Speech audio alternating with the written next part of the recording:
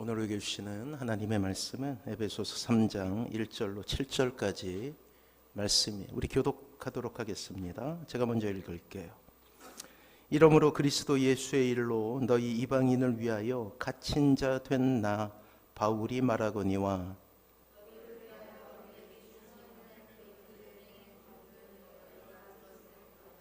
곧 계시로 내게 비밀을 알게 하신 것은 내가 먼저 간단히 기록함과 같으니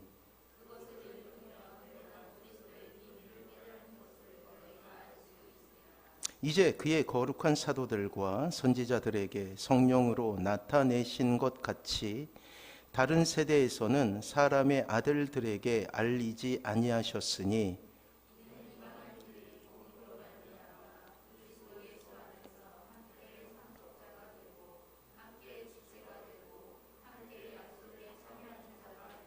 같이 읽습니다. 이 복음을 위하여 그의 능력이 역사하시는 대로 내게 주신 하나님의 은혜의 선물을 따라 내가 일꾼이 되었노라. 아멘. 옆에 분하고 인사할게요. 사랑하고 축복합니다. 그래요. 사랑하고 축복합니다. 신앙의 첫 시작은 나에 대해서 아는 것으로부터 시작해요. 하나님 없는 자신이 얼마나 소망이 없는지 깨닫게 되므로 신앙은 시작되는 거예요. 그래서 이 땅에 하나님을 믿게 된 신자들의 간증을 들어보면 주님을 만나고 하나님의 자녀가 된 그 시점은 항상 우리 인생 가운데 어려움의 순간이었음을 우리는 깨닫게 되죠.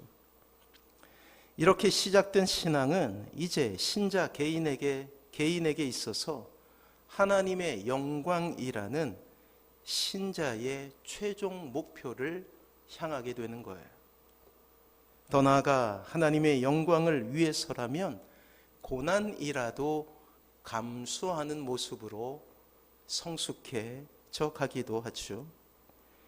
오늘 본문을 통해 우리는 고난 가운데 있지만 결코 슬퍼하지 않는 하나님의 일꾼 바울을 보게 될 거예요. 혹독한 삶의 역경을 지나고 있었으나 그에게는 결코 고난 가운데 있는 사람들이 경험하고 있는 우울감이 없었어요. 오히려 자신을 채찍질하고 자신의 동료들에게 더욱더 하나님을 의지할 것을 권면하는 위대한 사명자, 하나님의 일꾼이었던 바울을 우리는 보게 됩니다. 오늘 우리가 읽게 된 이 에베소서의 별명이 있어요. 옥중서신이라는 별명이 있죠. 이 에베소서를 쓸 때 사도는 감옥에 있었습니다. 참으로 인간의 가치가 훼손되는 그 처절한 장소에서 에베소 교인들을 위해서 편지를 쓰고 있었던 것이죠.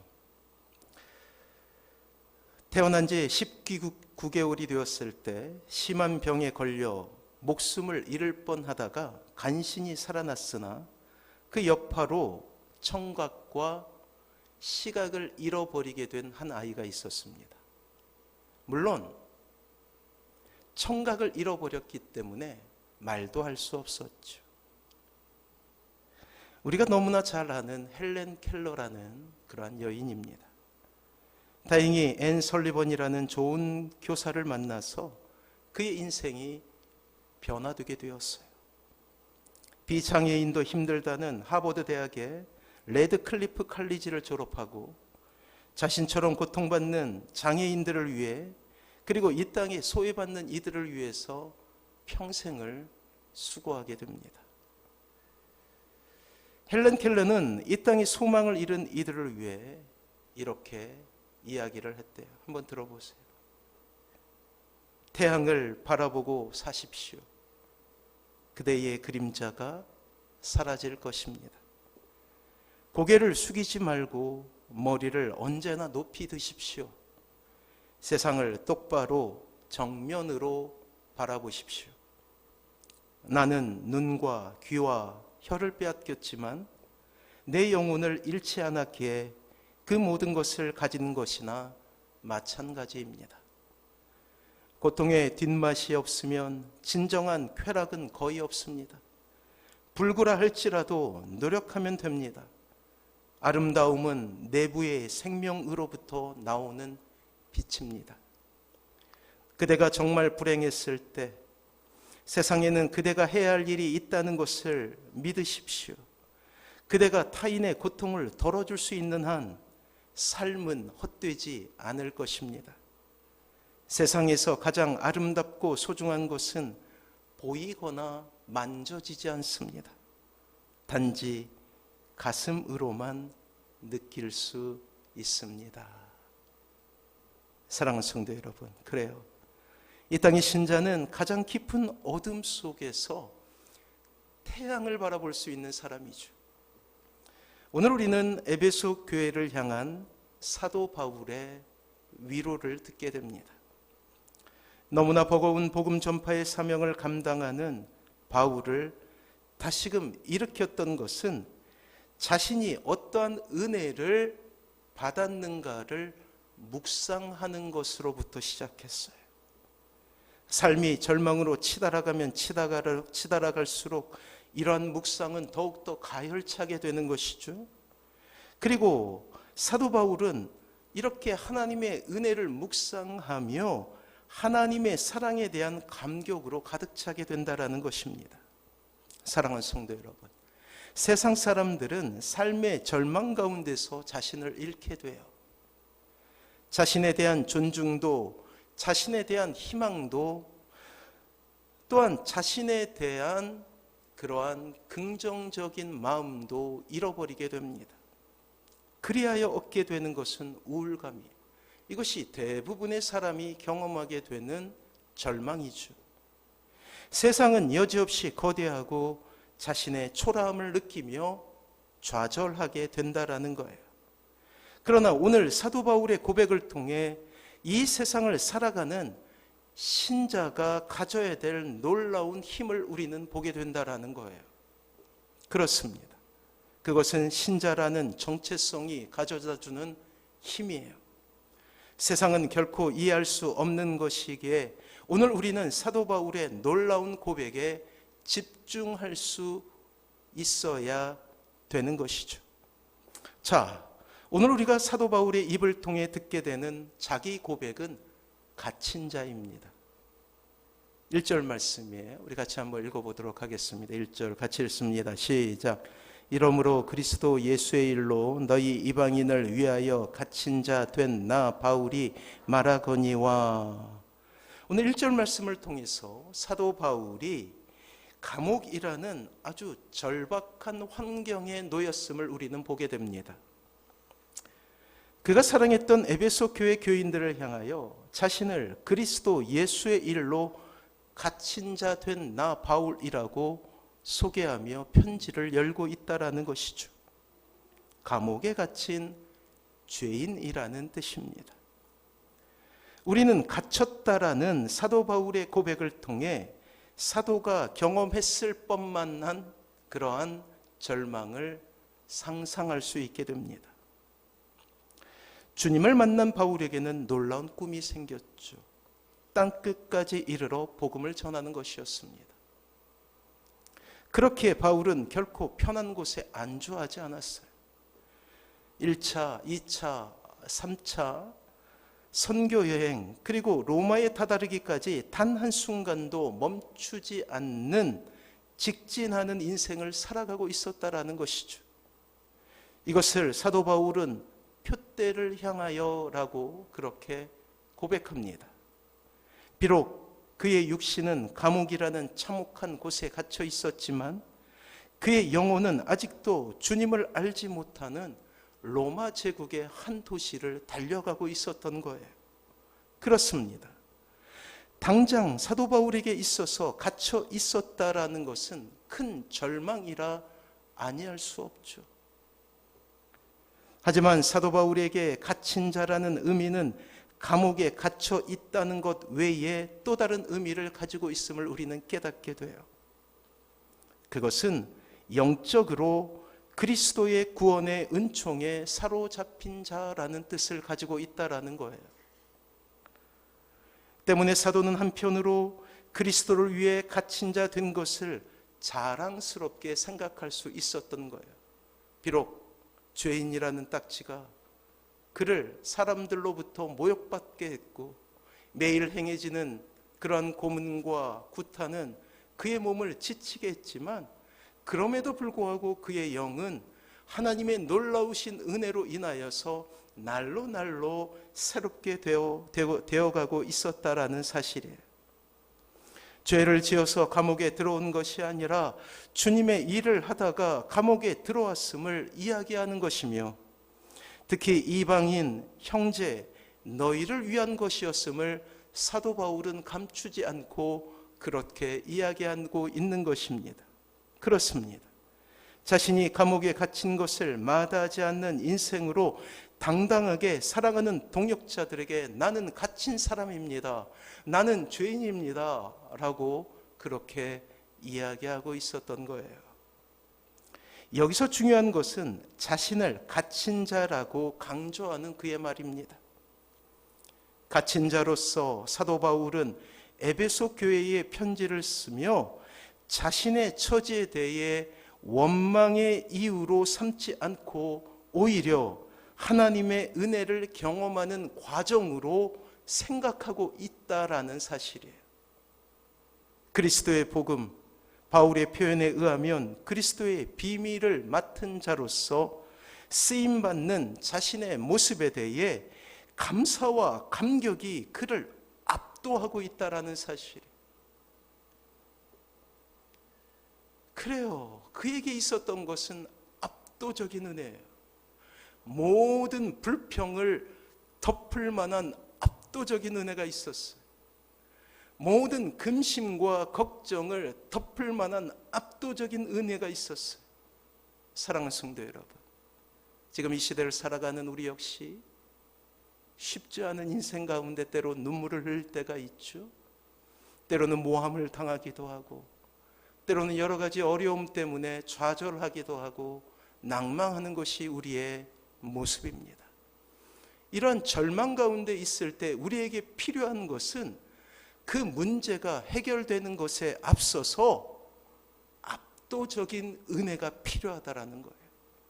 이렇게 압도적인 은혜를 우리가 얻게 되었을 때 우리를 좌절케 하는 환경도, 우리를 절망하게 하는 그러한 여러 가지 고통의 이유들도 사라지고 온전히 하나님을 향한 감격과 행복을 우리가 회복할 수 있게 된다라는 거예요.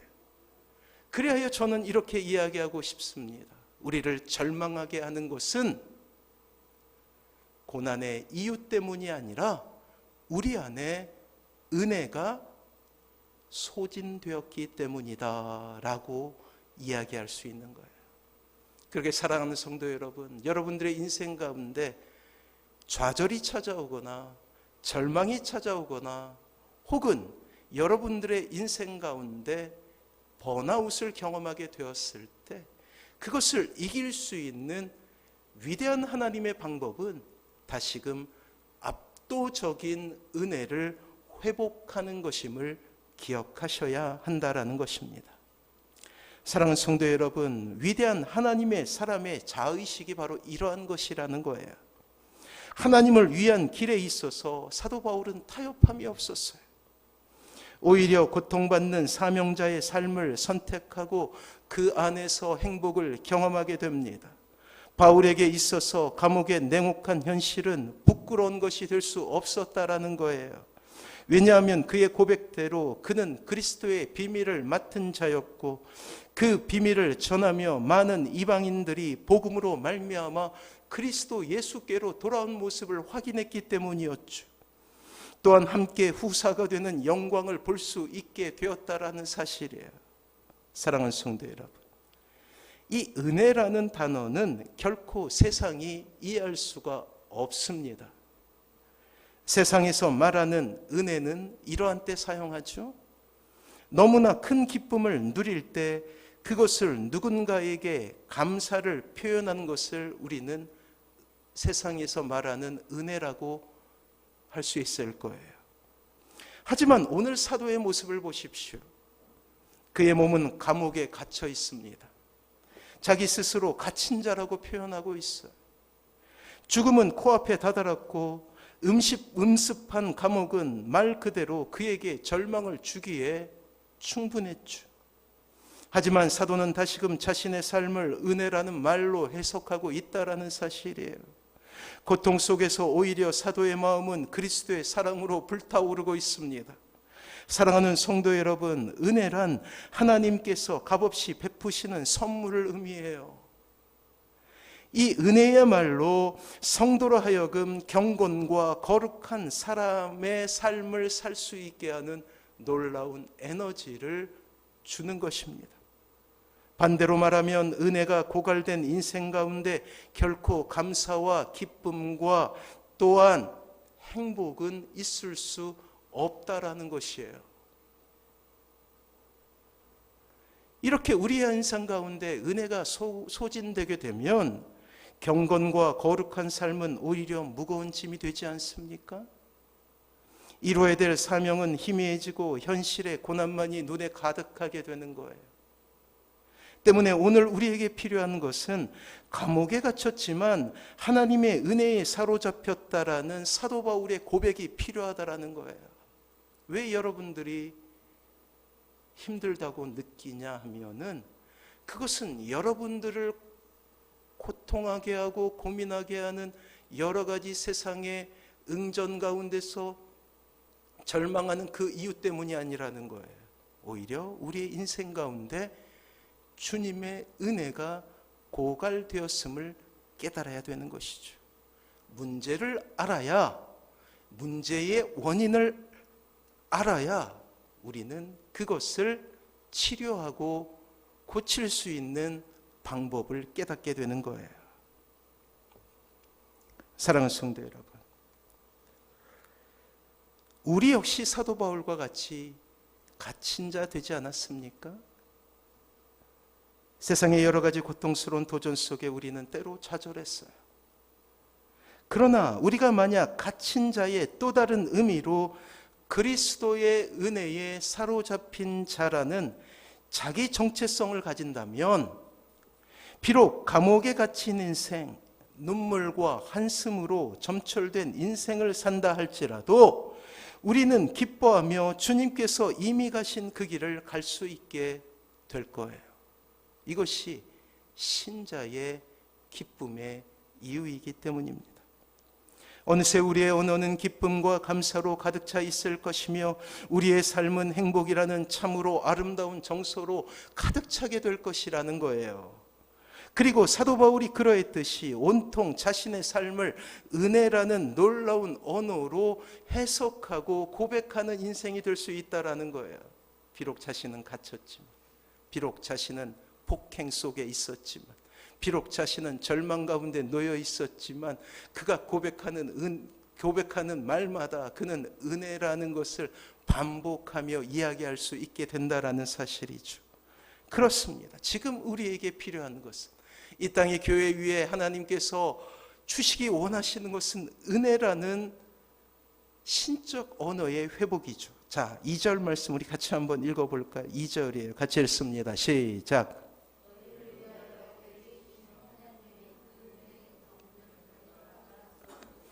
오늘 사도는 2절 말씀을 통해 이방인의 사도로 자신을 세우신 하나님의 계획을 은혜의 경륜이다라고 표현하고 있어요. 좀 낯선 말이죠. 비록 지금은 감옥에 갇혀 있지만 사도는 이 모든 것이 하나님의 계획 가운데 있었음을 알고 있었다라는 사실이에요.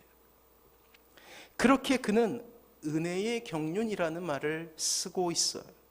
경륜이란 어떤 목적을 가지고 계획하고 이루어 간다라는 것을 의미해요. 과정이라는 것이죠. 비록 지금 자신이 감옥에 갇혀 있지만 과정이라는 거예요. 이것이 삶의 종착이 아니라는 거예요. 주님께서 은혜를 베풀어 주시고 하나님의 놀라운 기적이 나의 인생을 바꾸어서 그가 최종적으로 꿈에 그리던 땅끝까지 이르러 하나님의 말씀을 전하는 그 위대한 일 가운데 자신이 설 수 있다라는 놀라운 고백을 하고 있는 거예요. 그렇게 그는 결코 좌절 가운데서 신음하지 않습니다. 사도는 그렇게 경륜 아래서 자신의 인생을 해석하고 있는 거예요. 하나님은 인간 구원이라는 거룩한 뜻을 세우셨고 이방인들조차 그 구원의 계획에 포함시키셨다라는 놀라운 지식을 기반으로 한 깨달음이었죠. 사랑하는 성도 여러분, 놀랍게도 저와 여러분들의 인생 역시 은혜의 경륜 아래 있음을 기억하시기 바랍니다. 비록 오늘 넘어진다 할지라도 우리는 내일 다시 일어나게 될 거예요. 비록 오늘 우리가 눈물을 흘린다 할지라도 내일 우리는 웃으면서 주님께서 우리에게 내려주신 그 놀라운 기적들을 바라보며 우리는 기뻐하고 우리는 감격해하게 된다라는 놀라운 고백을 우리 또한 할 수 있어야 된다라는 사실이죠. 사랑하는 성도 여러분, 기억해 보십시오.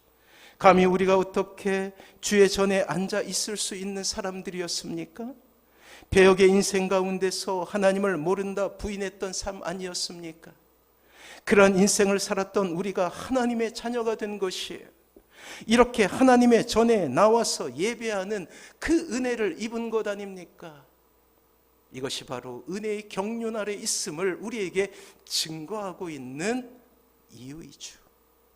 사랑하는 성도 여러분, 비록 처참한 감옥에 있다 할지라도 사도 바울은 이 감격을 잃지 않았어요. 그래서 그는 어떤 장소에 있다 할지라도 행복한 사람이 될 수 있었던 거예요. 그렇습니다. 행복의 비결, 그것은 은혜의 경륜 아래서 자신의 인생을 해석할 수 있는 능력을 가지는 거예요. 그리고 그것이 감격이 되었고 그것이 또한 눈물이 됩니다. 그렇게 결코 자신의 삶을 불평으로 더럽히지 않는 거예요. 오히려 감사의 조건을 찾아내서 감사로 자신의 언어를 채우게 됩니다. 사랑하는 성도 여러분, 기억해 보십시오. 우리의 인생 가운데 찾아오신 주님의 사랑을 우리는 기억하고 있지 않습니까? 그 은혜의 시간을 떠올려 보십시오. 주님의 발 앞에 엎드려 그 사랑을 고백했던 그날을 우리는 기억하고 있습니다. 이 작은 수고로 우리의 인생은 참으로 아름다운 인생이 된 거예요. 그렇습니다. 우리의 삶이 이토록 잔인하고 각박해진 것은 우리 안에 있는 은혜의 감수성을 잃어버렸기 때문이에요. 이 아침 이 놀라운 은혜를 회복하시는 사랑하는 모든 성도님들 되시길 주님의 이름으로 축원합니다. 그래요. 우리에게 필요한 것은 은혜의 감수성이에요. 그렇다면 갇힌 자의 삶은 어떠한 삶일까요? 현실의 가장 비참한 환경 속에서도 자유하고 기뻐할 수 있는 참된 갇힌 자의 삶은 무엇일까요? 이미 우리가 추적하여 살펴보았듯이 사도 바울이 항상 감사할 수 있었던 것은 현실의 고통과 아픔 속에서도 하나님의 영광을 위한 그의 삶을 살 수 있었기 때문이었어요. 특히 에베소서는 누누이 강조하지만 감옥이라는 참혹한 환경을 기반으로 쓰여진 편지였죠. 복음의 비밀을 전하였고 그의 고난과 고통을 통해 이방인들이 하나님의 약속에 참여한 자로 돌아온다는 것이 감옥에 갇혔지만 행복할 수 있었던 그의 이유였어요. 자, 이제 우리는 갇힌 자라는 사도 바울의 자기 전체성에서도 잃지 않았던 사명자의 삶을 우리는 보게 될 거예요. 자, 6절 말씀입니다. 같이 한번 읽어볼게요. 6절 같이 읽습니다. 시작. 이는 이방인들이 복음으로 말미암아 그리스도 예수 안에서 함께 상속자가 되고 함께 지체가 되고 함께 약속에 참여하는 자가 됨이라. 사랑하는 성도 여러분, 하나님의 가장 큰 관심에 대해서 사도 바울은 분명히 이해하고 있었어요. 그것은 죄로 인해 하나님으로부터 등을 돌린 사람들이 하나님께로 돌아오는 하나님의 꿈을 가지게 된 것이 때문에 고통스러운 삶의 자리였던 이 감옥 속에 있었지만 에베소 교회를 향한 그의 열정은 불꽃이 되어 활활 타오르게 되는 것이죠. 사랑하는 성도 여러분, 지금 우리에게 필요한 건 역시 바로 이것입니다. 아버지의 마음을 알아 아버지의 마음으로 이 세상을 바라보는 것 아닙니까? 잃은 자들, 하나님으로부터 멀어진 자들에 대한 긍휼의 마음과 삶이 우리에게 필요하다라는 거예요. 적어도 먹고 사는 것 이상의 것이 우리에게 필요하죠. 그것을 우리는 비전이라고 부르지 않습니까? 그것을 우리는 하나님의 꿈이라고 불러요. 그렇습니다. 우리에게 지금 필요한 것은 비전이에요. 보다 가치 있는 인생. 사도 바울은 이 가치 있는 비전을 발견하고 행복한 사람이 될 수 있었던 거예요. 지금의 상황에 좌우되지 않고. 우리 역시 하나님의 사랑을 먼저 알게 된 사람 아닙니까? 수고하고 애씀으로 더 나아가 감옥과 같은 처절한 고통이 찾아온다 할지라도 그 길을 감해 주저함이 없어야 된다라는 것이죠. 왜요? 주님을 만나기 전에 그러한 갇힌 자의 삶은 절망이었지만 이제 우리에게 갇힌 자의 삶은 하나님의 은혜의 경륜 아래 있는 것이요, 또한 하나님의 사명을 이루는 것이기에 그 상황이 어떤 것이라 할지라도 우리는 비로소 행복한 사람이 될 수 있다라는 것이 그렇습니다. 복음 전하는 것으로 인하여 사도 바울은 행복한 사람이 될 수 있었다라는 거예요. 이미 살펴보았듯이 사도 바울은 그것을 은혜라고 표현합니다. 복음 전하는 것에 가치를 두었더니 자신의 삶의 정황이 어떠하건 모든 것이 다 행복이 되어버리는 거예요. 이러한 은혜의 감격을 통해 그는 복음을 전하는 자로 1세기 전 세계를 향한 선교사의 삶을 살 수 있었던 것이죠. 비록 그러한 일들 가운데서 그가 접한 것은 환난이었습니다. 핍박이었습니다. 그런 감옥 속에서도 부끄럽지 아니할 수 있는 한 가지 이유는 감옥이 바로 하나님의 복음을 전하는 자가 갈 수도 있는 길임을 그가 깨닫고 있었기 때문이에요. 세상은 바울에 대해 감옥에 갇힌 것을 이유로 비난하고 있었지만 오히려 그는 하나님의 사람임을 입증하는 것으로 여기고 있었다라는 거예요. 복음의 비밀을 알고 있던 그에게 그러한 감옥이라는 처지는 하나님의 영광을 위해 살다가 경험하게 되는 어쩌면 너무나 당연한 결과임을 우리에게 이야기하고 있죠. 아니, 오히려 감옥에 갇힌 것을 하나님의 일꾼이 가야 될 모범임을 우리에게 보여주고 있습니다. 자, 7절 말씀이에요. 우리 같이 한번 읽어보도록 하겠습니다. 같이 읽습니다. 시작. 이 복음을 위하여 그의 능력이 역사하시는 대로 내게 주신 하나님의 은혜의 선물을 따라 내가 일꾼이 되었노라. 사랑하는 성도 여러분, 사도는 그리스도의 은혜에 사로잡히며 이제 자신을 일꾼이라 이야기하고 있어요. 여전히 감옥에 갇혔지만 나는 일하고 있다라고 표현하고 있는 거예요. 일꾼은 종을 의미하죠. 하인이죠. 섬기는 자를 의미합니다. 그리스도의 은혜에 사로잡힌 사람의 공통의 고백은 자신이 그리스도의 종이 되었다라는 거예요. 그 증명이 바로 여러분들이 고백하는 주님이라는 말에 있지 않습니까? 자신만을 위한 인생을 살다가 이제 주님을 위한 삶, 하나님의 나라를 위한 삶으로 방향을 전환한 거예요. 그것은 주인이신 주님을 위한 삶뿐만 아니라 주님께서 사랑하시는 이들을 위한 삶이기도 하죠. 이렇게 스스로 종임을 자처함은 단 한 가지 이유 때문이었어요. 그렇습니다. 하나님의 은혜 때문이에요. 사회적인 면에서 종이란 부정적인 개념을 가지고 있어요. 그러하기에 종은 종으로의 자의식이 있어요. 누군가에게 종속되었다라는 거예요. 노예 근성이라고도 표현을 하죠. 그것은 남이 시키는 대로 하거나 혹은 주체성이 없이 남의 눈치만을 보는 성질을 의미합니다. 이것이 노예 근성이에요. 수동적이죠. 자기 생각, 자기 계획, 자기 목표가 없으며 가난하고 억압받는 것을 당연하게 여기며 자유가 없는 사람을 의미합니다. 그러나 영적인 의미로 종이라는 말은 전혀 다른 뜻을 가지고 있어요. 하나님의 종은 자기의 생각이 사라지고 하나님의 거룩하신 생각이 깃드는 것을 의미합니다. 스스로 종이 됨으로 진리로 자유케 됨을 의미하죠. 마침내 하나님의 높은 뜻이 나의 뜻이 되어버리는 것을 의미합니다. 그리하여 작은 존재가 큰 존재로 바뀌는 거예요. 이것은 하나님의 마음을 다하고 목숨을 다하고 뜻을 다하여 사랑하는 관계 속에서 일어나게 되는 멋진 결과이죠. 사랑하는 성도 여러분, 그래요. 영적인 의미로서의 종은 결코 우울감이나 절망을 내포하지 않습니다. 더욱더 우리의 인생 가운데 종임을 자처하고 종임을 고백하면 고백할수록 더욱더 여러분들은 자유케 될 것이고 은혜의 감격 아래 들어갈 수 있게 된다는 거예요. 그래서 우리는 예수님을 주님이라 고백하는 거예요. 주님이란 고백 가운데 나를 절망케 하는 그러한 고통 속에 있지만 나는 행복한 사람입니다라는 놀라운 뜻이 숨겨져 있는 것입니다. 비록 나를 옮아가고 나를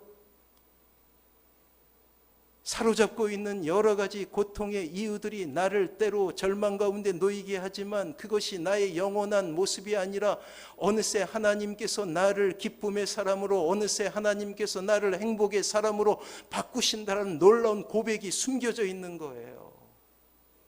그래요. 주님이라는 고백을 하는 신자는 나는 행복한 사람입니다 라고 고백하는 것과 같다고요. 사랑하는 성도 여러분, 여러분들에게 질문해 볼게요. 여러분들은 행복한 사람입니까? 그렇다면 예수님을 주님이라고 고백하십시오. 이탈리아 로마에 가면 바울 순교 교회가 있어요. 교회에 들어서면 왼쪽 벽에는 바울이 순교당하는 장면이 새겨져 있대요. 또 오른쪽 벽에는 사도 베드로가 거꾸로 십자가에 못 박혀 죽은 그런 장면이 부조로 이렇게 새겨져 있다고 합니다. 그리고 안쪽 제단 오른쪽에는 바울의 목이 놓여 쳤던 돌이 있었어. 사도 바울은 이제 목이 잘려 죽었거든요. 바울의 목이 떨어진 자리에 분수가 솟았다고 해요. 그래서 그곳에 3개의 제단을 만들어 놓았습니다. 그래요. 오늘 갇힌 자, 에베소서를 통해서 우리에게 갇힌 자라고 자신을 소개한 이 사도 바울의 결국은 순교였어요. 그의 목은 잘렸고 그곳은 교회가 됩니다. 사람들의 환대와 인기와 영광은 그가 주님을 만나기 전에 삶을 대변하는 것이라면 오히려 주님을 만난 뒤 그의 인생은 때로 고난이었고 때로 환난이었고 때로 좌절이었어요. 그의 삶 전체를 우리는 갇힌 자라고 표현할 수 있다는 거예요. 그러나 기억하십시오. 늘 그러한 고난 가운데서도 그는 웃음을 잃지 않았어요. 나는 행복한 사람이라 고백하는 인생을 살 수 있었어요. 참으로 아름다웠던 사도 바울의 인생이죠. 감옥이란 현실, 환난에 처한 지도자의 삶이 부끄러운 것이 아니라 오히려 예수 그리스도를 위해 살지 못함을 늘 부끄러운 것으로 생각할 수 있었던 사람, 하나님의 도우심을 받지 못한 버림받는 자의 모습이 아니라 주님의 복음으로 인하여서 수고하고 애쓰는 자들의 마땅한 것이 바로 갇힌 자임을 고백할 수 있었던 참으로 행복한 사도 바울의 모습을 우리는 오늘 본문을 통해서 보게 된다라는 거예요. 사랑하는 성도 여러분, 당시 사도 바울의 투옥으로 인하여서 많은 사람들이 시험에 빠졌어요. 하나님의 영광을 위해 살았지만 결국 감옥인가? 라는 자조적인 물음을 했던 사람들이 있었어요. 그리고 그들 중에 많은 사람들은 또한 주님의 곁을 떠나게 됩니다. 교회를 떠나 세속으로 돌아가게 돼요. 세상으로 돌아가게 돼요. 혹 자신도 이러한 고통 가운데 떨어지는 것은 아닌가? 나도 감옥에 갇히는 것은 아닌가? 나도 원형 경기장의 형장의 이슬로 사라지는 것은 아닌가? 두려워했던 많은 이들이 주님의 곁을 떠나게 됩니다. 이런 이들의 염려에 대해 사도 바울은 이렇게 대답해요. 오늘 본문 말씀은 아니지만 에베소 3장 13절이 있습니다. 주보에 있어요. 우리 같이 한번 읽어볼까요? 같이 읽습니다. 시작. 그러므로 너희에게 구하노니 너희를 위한 나의 여러 가지 환난에 대하여 낙심하지 말라. 이는 너희의 영광이니라. 아멘. 낙심하여 사람들이 돌이키려고 해요. 세상으로 돌아가려고 해요. 배도하려고 해요. 사도 바울은 에베소 교인들을 향하여서 이렇게 이야기합니다. 나의 여러 가지 환난에 대해 낙심하지 마십시오. 오히려 나의 갇힌 모습이, 나의 죄인됨이 영광입니다. 영광입니다. 나는 행복한 사람이에요. 나를 본받으십시오. 그래요. 이것이 바울의 확신이었어요. 때로 세상은 여러분들에게 이렇게 물을 거예요. 교회 다니는데 왜 그렇게 힘들게 사냐고. 적당히 타협하고 적당히 하면 행복할 텐데 왜 그렇게 사냐고. 세상의 복에 대해 이야기하는 그들에게 우리는 어떻게 이야기해야 됩니까? 그래요. 비록 갇힌 자로 우리가 산다 할지라도 우리는 그들에게 이렇게 이야기할 수 있어야 돼요. 사도 바울처럼 이것이 영광입니다. 이것이 행복입니다. 사랑하는 성도 여러분, 주님께서 보여주신 주님의 뒤를 우리는 따라가는 사람이에요. 그래서 사도 바울은 은혜의 경륜이라고 표현했어요. 악한 영의 등을 돌리고 하나님을 향한 길이기 때문에 행복한 길이요, 주님께서 말씀하신 좁은 문을 지나 좁은 길을 가는 삶이지만 그곳 안에서 주님의 놀라우신 은혜를 경험하기에 행복한 삶이라 고백할 수 있는 길이기 때문이죠. 혹시 오늘 주님의 복음을 위해 한 걸음 내딛는 것이 힘든 성도님들이 있는 것은 아닙니까? 그때 바울의 삶을 돌이키십시오. 바울의 삶을 보십시오. 비록 갇혀 있으나 행복했던 그의 삶을 본받으십시오. 그렇게 할 때 우리는 고난 가운데 있지만, 고통의 길 가운데 있지만 여지없이 우리는 행복한 사람이 될 것이요, 그 어떤 누구도 우리 안에 있는 행복을 무너뜨리지 못하게 될 것입니다. 특별히 사랑하는 자녀들에게 권면합니다. 주님을 만나야 합니다. 주님을 만나야 합니다. 그렇게 될 때 우리는 행복한 사람이 될 수 있는 거예요. 갇힌 자로서 참으로 괴로운 구속의 상태였지만 그리스도인으로는 참으로 가장 행복했던 사도 바울을 기억하며 주님 앞에 나아가시는 사랑하는 모든 성도님들 되시길 주님의 이름으로 축원합니다. 오늘 우리는 그리스도인은 누구인가? 그 39번째 갇힌 자를 통해 신자가 가야 될 길, 신자가 진짜 행복한 이유에 대해서 알게 되었어요. 이 놀라운 은혜로 주님만을 바라보며 나아가시는 사랑하는 모든 성도님들 되시길 주님의 이름으로 축원합니다. 이 마음을 가지고 우리 같이 고백하도록 하겠습니다. 은혜라는 찬양이에요.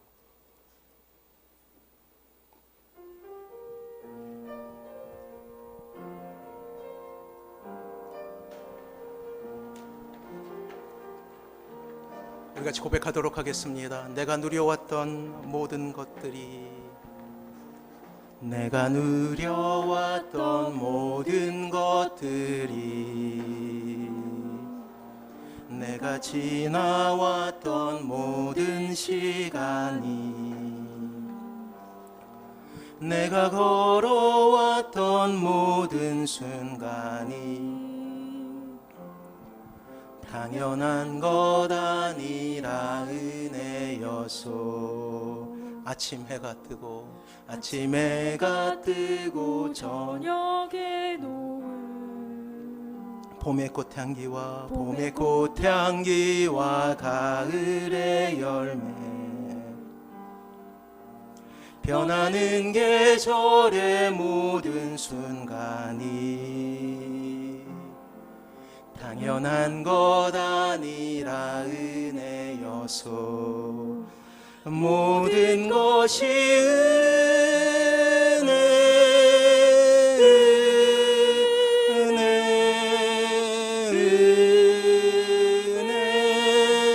한없는 은혜 내 삶에 당연한 것 하나도 없었던 것을 모든 것이 은혜여소. 내가 이 땅에 사는 것 내가 이 땅에 태어나 사는 것 어린아이 시절과 지금까지 숨을 쉬며 살며 꿈을 꾸는 삶 당연한 것 아니라 은혜여소. 내가 하나님의 자녀로 살며 내가 하나님의 자녀로 살며 오늘 찬양하고 예배하는 삶 복음을 전할 수 있는 축복이 당연한 것 아니라 은혜여소. 모든 것이 은혜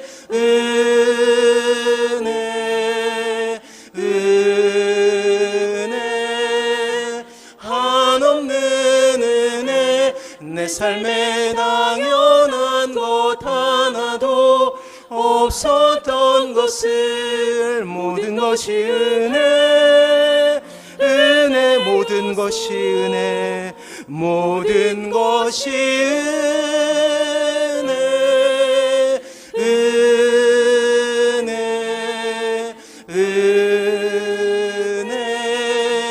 한없는 은혜 내 삶에 당연한 것 하나도 없었던 것을 모든 것이 은혜여소.